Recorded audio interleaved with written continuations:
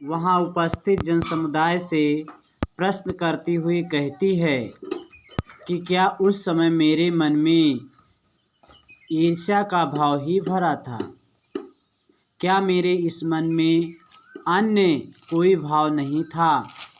मेरे हृदय में उस समय जो अपने पुत्र के प्रति वात्सल्य प्रेम था, क्या उस वात्सल्य प्रेम की कोई कीमत नहीं है? परंतु आज मेरा बेटा भरत भी पराये के समान हो गया है। कैकेयी आगे कहती है कि इस पर भले ही तीनों लोग मुझे धिक्कारे, जिसके मन में जो आए वह कहे, वह मुझे धिक्कारने से क्यों चूके। परंतु हे श्री राम, मैं आपसे एक विनम्र प्रार्थना कहती हूँ कि मुझसे भरत की माता होने का मातृपद न छीना जाए। आगे कैकेयी कहती है, कहते आते थे यही अभी नर देही, माता न कुमाता पुत्र कुपुत्र भले ही। अब कहे सभी हाय विरुद्ध विधाता, है पुत्र पुत्र ही रहे कुमाता माता। बस मैंने इसका बाह्य मात्र ही देखा, दृढ़ हृदय न देखा मृदुल गात्र ही देखा। परमार्थ न देखा पूर्ण स्वार्थ ही साधा, इस कारण ही तो हाय आज यह बाधा। युग युग तक चलती रहे कठोर कहानी, रघुकुल में भी थी एक अभागिन रानी। कैकेयी कहती है, कहते आते थे यही अभी नरदेही। नरदेही माने सांसारिक मनुष्य। अभी तक सांसारिक मनुष्य यही कहावत कहते आ रहे थे, माता न कुमाता। माता कभी कुमाता नहीं हो सकती है। पुत्र कुपुत्र भले ही, भले पुत्र कुपुत्र हो जाए। अब कहे सभी या हाय विरुद्ध विधाता।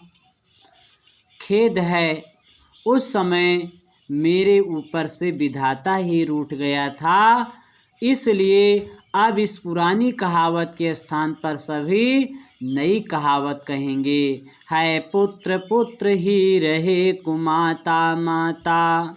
पुत्र पुत्र ही रहेगा, भले माता कुमाता हो जाए। बस मैंने इसका बाह्य मात्र ही देखा। कैकेयी कहती है कि मैं अपने पुत्र भरत के बाह्य रूप को ही देख सकी, दृढ़ हृदय न देखा। मैंने इसके हृदय के दृढ़ विचारों को नहीं देखी, मैंने इसके हृदय के दृढ़ विचारों को नहीं देखा, मृदुल गात्र ही देखा। मैंने इसका कोमल शरीर ही देखा। परमार्थ न देखा पूर्ण स्वार्थ ही साधा। मैं इसके परमार्थ माने परोपकारी विचार को नहीं देख सकी, पूर्ण स्वार्थ ही साधा, और अपना पूर्ण स्वार्थ साधना चाहा। इस कारण ही तो हाय आज यह बाधा। खेद है, इसी कारण तो आज मेरे सामने यह विपत्ति आ गई है। युग युग तक चलती रहे कठोर कहानी। कैकेयी कहती है, युग युगांतरों तक यह कठोर कहानी चलती रहे। रघुकुल में भी थी एक अभागिन रानी, कि रघुवंश में एक अभागिन रानी कैकेयी थी, जिसने अयोध्या के राज समाज को छिन्न भिन्न कर दिया था, नष्ट कर दिया था। निज जन्म जन्म में सुने जीव यह मेरा, जन्म जन्मांतरों तक मेरा यह प्राण यह अपमान सुने। धिक्कार उसे था महास्वार्थ ने घेरा। उस रानी कैकेयी को धिक्कार है जिसे महास्वार्थ ने घेर लिया था। 100 बार धन्य वह एक लाल की माई, जिस जननी ने है जना भरत सा भाई। भरत जी श्री राम जी कैकेयी की प्रशंसा करते हुए कहते हैं, 100 बार धन्य वह एक लाल की माई। वह माता 100 बार धन्यवाद देने योग्य है, जिसने जिस जननी ने है जना भरत सा भाई, जिस माँ ने भरत जैसे भाई को जन्मा है, वह माता 100 बार धन्यवाद देने योग्य है।